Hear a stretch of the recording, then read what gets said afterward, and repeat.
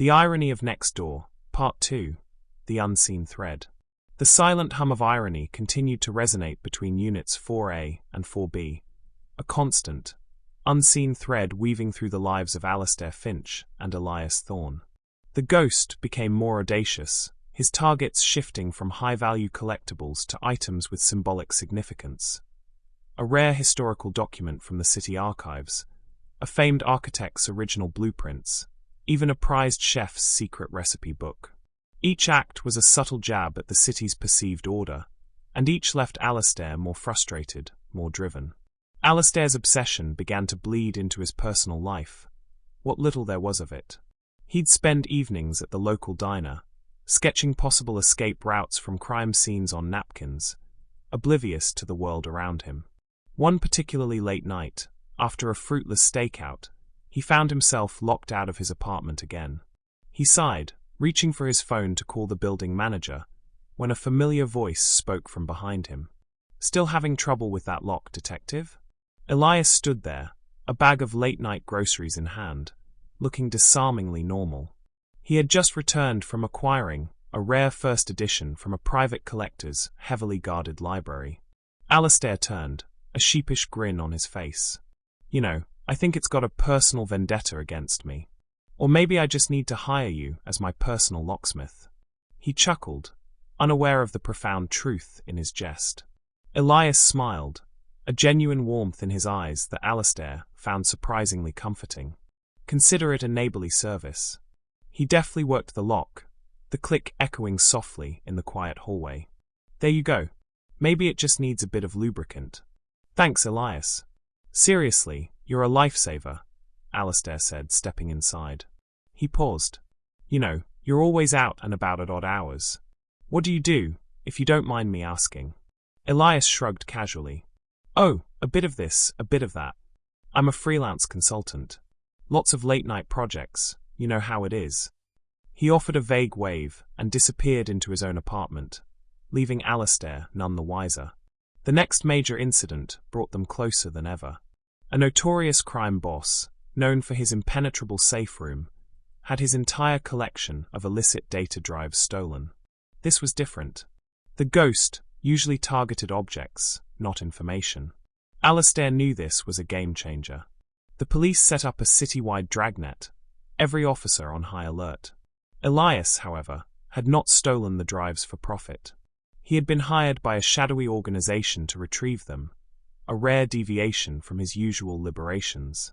The job had been exceptionally dangerous, requiring him to navigate not just security systems, but armed guards.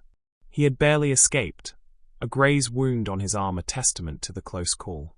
That evening, as Elias was discreetly bandaging his arm, he heard a commotion in the hallway.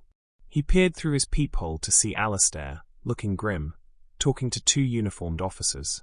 "We're canvassing the building," Alastair explained. "Looking for anything suspicious.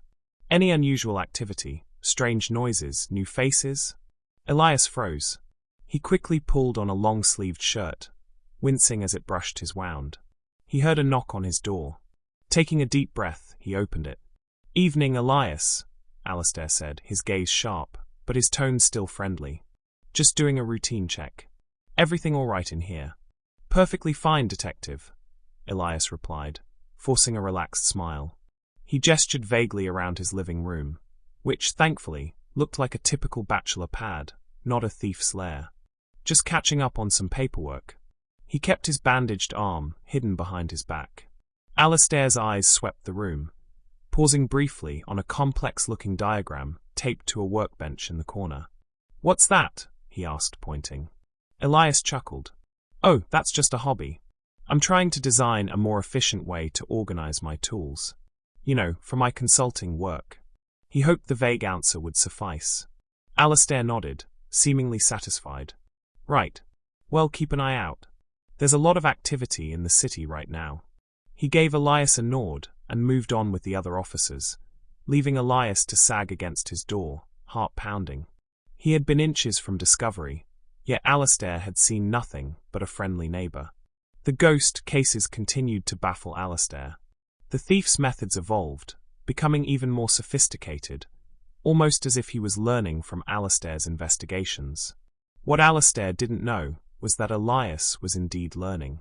He'd occasionally accidentally leave his newspaper open to the crime section in the building's laundry room, knowing Alastair often did his laundry on Tuesdays. He'd subtly glean insights from Alastair's public statements, using them to refine his own techniques. One rainy afternoon, Alastair was reviewing surveillance footage from a recent museum break-in. The Ghost had used the cover of a charity gala to blend in. Alastair zoomed in on a blurry figure, barely visible in the crowd, wearing a distinctive, antique lapel pin. He paused the footage, a flicker of recognition in his eyes. At that exact moment, Elias was in his apartment, polishing the very same lapel pin, a family heirloom, which he had forgotten to remove after the museum job.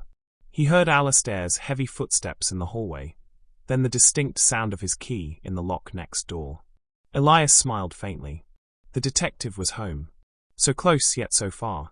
The city continued its dance of light and shadow, and in the heart of it, two men lived their double lives, their paths constantly intersecting, their destinies intertwined by the very wall that separated their secrets.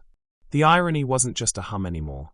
It was a symphony, playing out in the quiet moments between their shifts, in the shared space of their building, a testament to the fact that sometimes the greatest mysteries are found not in the darkest corners of the city, but right next